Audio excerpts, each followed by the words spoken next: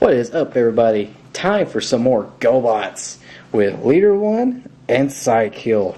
I literally just got Cyk-ill out of the mail, and oh, it's so nice to finally have this guy. I never actually thought I'd manage to get Cyk-ill. Cyk-ill in particular is one of the more valuable Gobots, mainly because of reasons which we'll get to in a moment. But we also got Leader-1, which is another figure, again, I'm real happy to finally have. So yeah, these two are the Renegade Leader and Guardian Leader. It's pretty basic knowledge, basically just like the Megatron and Optimus Prime of the Gobot universe. Let's actually take a look at Leader-1 first, because reasons.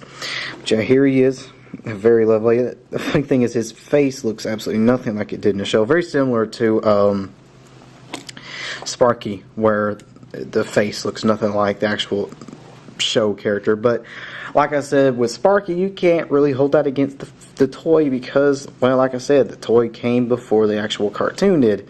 In fact, the toy came before the character. But yeah, you have really basic robot mode. The arm just sort of does that, and that's pretty much all you get for articulation. There's actually quite a generous amount of movement for one of these figures, but that's pretty much it. The legs are static, and so is the head. It's yeah, real basic. One thing I forgot to point out is that these Gobots actually have a generous amount of die-cast. That's something I did not point out in my Sparky review. His whole chest here is all die-cast. The black parts of his legs, this whole piece here is one big piece. It's all die-cast. So he does actually have a fair amount of weight to him. So let's go ahead and get this guy converted or transformed, or whatever you want to say, into his jet mode, which is a very, very basic transformation. Also, do you like my new review station? I certainly do, because the lighting's a lot better. But yeah, here he is in his, I guess it's an F-15 jet. Very lovely. A little chunky, a little short, but still, very nice. Pretty nice detail. There's a lot of paneling and stuff like that. Panel detailing and stuff. Really lovely. Here's his thrusters. One thing I want to point out is that these wings don't actually lock into place. So if you find one of these on eBay and his wings are like that, chances are his wings are just really loose and they don't hold themselves up. There's actually a blue repaint of this guy, which I kind of have, but I also don't. I have one coming in the mail soon, but I don't have him here at the moment. But yeah, there he is. Leader-1, let's go ahead and get him transformed back into his robot form. Just sort of flip these up. Just flip those in. And there you have him. And my cat wants to say hi. But yeah, there he is. Now let's take a look at Cyk-ill, the Renegade Leader. I had mentioned before that this is a particularly valuable figure, and there's a good reason for this, which we'll get to. But yeah, here he is. A very simple figure. His arms can go all the way around. That's pretty much it for articulation, except for like the knees moving. His legs can't move individually, and they seem to be connected. This figure, they can run you about, oh gosh, man, if you find him in relatively good condition with his accessories, he can run you anywhere from around $30 to over $50. I got mine for about $30. I got lucky on mine.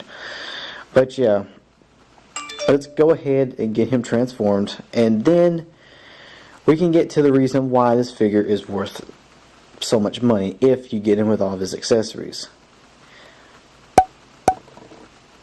That is exactly why this figure is worth a lot of money. Let's go ahead and get him transformed.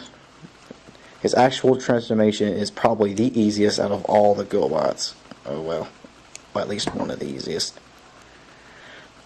There. His actual transformation part is done. Now all we have to do is get one of his accessories, the engine. I've seen just this little engine piece. I've seen for going for over $20 to $30. It is quite insane. Now, You got these little holes here, and you got these little pegs up at the top. It's also got these little pegs back here, which the knees do lock into. It seems to be sort of hit or miss, rather or not. I usually have a better look if I lock this into the knees, because the knees got these little tight holes, and they got these little pegs. I find that the easiest way to do it is to peg it into the knees first, and then go ahead and lock the engine in. Okay. Now we can go ahead and get the wheels and put them in. I don't know why I bothered locking the knees. It just occurred to me how stupid that was, because I got to unlock them again to get the wheels in. There's the front wheel. Go ahead and pull those out. It was a complete waste of time going through all that trouble. Oh, how amusing. I still haven't quite got the hang of this guy's transformation. Getting the back wheel in is actually kind of scary, because you kind of have to flex his leg out to do it just a little bit.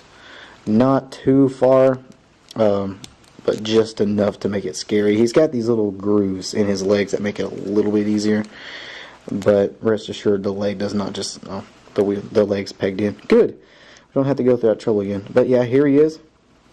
A very lovely little motorcycle mode. Lots of, a generous amount of chrome. I mentioned earlier that the Leader-1 figure had a repaint. Cyk-ill also had a repaint. He had like a black and green repaint, which actually looks really nice. Don't know actually how much those are worth. I haven't actually priced those yet, but I'm assuming they're probably worth around the same, if not more. Maybe the repaint's worth a lot more. I don't know. But yeah, really simple little motorcycle mode. Very small. Rolls around real lovely.